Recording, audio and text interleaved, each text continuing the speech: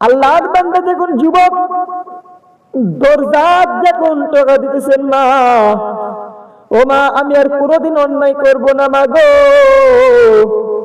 তুমি আজকে বড় আমাকে মাফ করিয়া দাও, আমি তোমার কলিজার টুকরা সন্তান,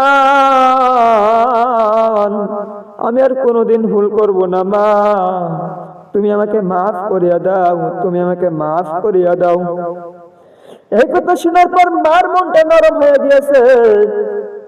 তাও মা দরজা খুলতে যায় না, যে কেন মৃত্যুর আগে সন্তান তার বাবাকে এরম হালে মেরেছে, এই জন্য মা দরজা খুলতেছে না।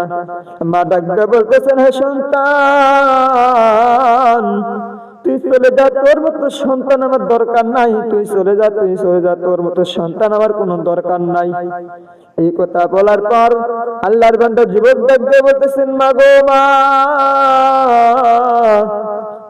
আজকের বড় মাফ করিয়া দাও, আমি আর কোনোদিন এমন অন্যায় করব না, তুমি আমাকে মাফ করিয়া দাও।